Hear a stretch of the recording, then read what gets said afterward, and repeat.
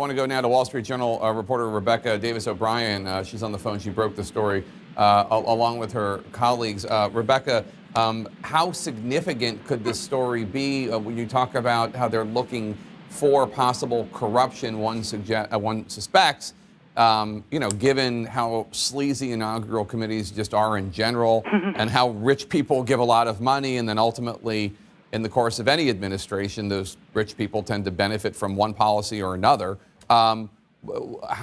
Based on your reporting, how far along the path are they? Well, what we've reported is that the investigation is still in its early stages, but some people have been asked questions about their donations and about the committee's spending.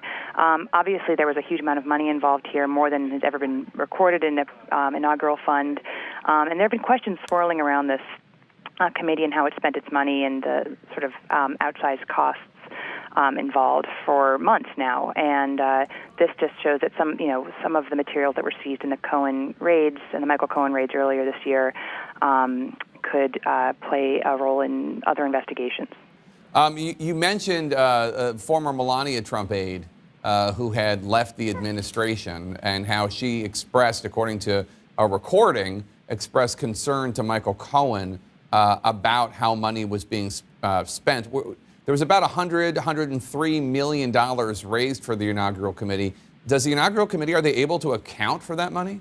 Well, one thing is it's important to note that they don't have to account for everything they spent. It's a nonprofit, but they did disclose in tax filings that were described earlier this year, and they disclosed their top 5 biggest expenses, their biggest contractors, and some of them, there were some eye-popping figures there. $25 million went to one event planning service, another $25.8 million went to this business founded or started by the former Melania Trump aide. But this recording is about, some concerns that she was evidently expressing to Mr. Cohen about how the inaugural committee was being run and how it was spending money. Now, you also note in this article, you refer to this Tennessee developer, Frank Haney. He made a $1 million donation to the inaugural committee, the president's inaugural committee. And then in early April, he hired Michael Cohen, who at the same time was also Trump's lawyer, to help obtain a $5 billion loan from the Energy Department for a nuclear power plant.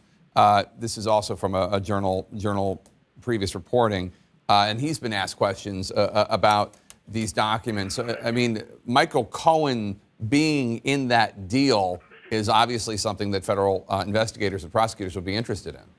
Right. I think that there's an element here about Mr. Cohen, who, obviously Michael Cohen's been at the center of a lot of the news recently, but he was considered an access point to Donald Trump. We forget that he at one point was a real insider here, and Mr. Haney's role or his interactions with Michael Cohen suggests that. And again, he was a big donor to the inaugural fund, so. But are they looking, do you have any sense, and I know the investigation's early and such, but do you have any sense that this is just something else that they're looking at Michael Cohen about, or is this broader than just Michael Cohen? Because, if you have here in the story this former Melania Trump aide, Ms. Wolkoff, talking about concerns about how money's being spent. You have Michael Cohen as a focal point of a rich guy trying to get a $5 billion loan and giving $1 million to the inaugural committee. Do you sense that this is beyond Michael Cohen or focused just on him? Well, I don't think the focus is necessarily, as far as we know, on him. He didn't have an official role in the inaugural, but at the time he was close to the White House and during the transition period. So it makes sense that he would be a person that people involved in this inaugural would reach out to. From what we understand, it's beyond him, though. It's the people who are giving big money and the people who were in charge of making expenditures for the inaugural events themselves. And it sounds like he was keeping a whole lot of documentation about things that people didn't want him to be keeping a documentation about. Yeah, the recordings are, the things that were seized from the raid, they keep popping up here and there. Some of them were referred to in the government's sentencing memo. So, this is another example of a piece of recorded conversation that has since then become potential evidence in a criminal investigation.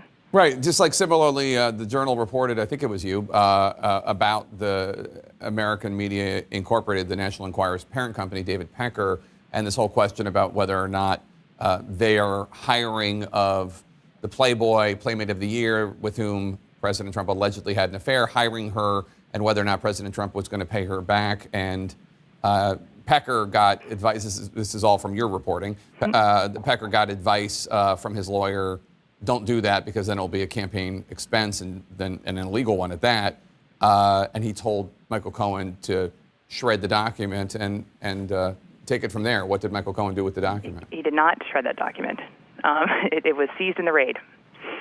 So that's obviously the point here. He was keeping everything. He was recording everything. And so it's not just about payoffs to alleged mistresses, but potentially quid pro quos that he was possibly, at least according to your story, you're reporting in the Manhattan District U.S. Attorney, possibly setting up.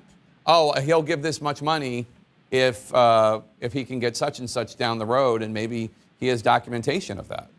Yeah, I think that we don't know all the contents that were seized in that raid, but it does seem like there are still potential investigative threads emerging from that Cohen investigation.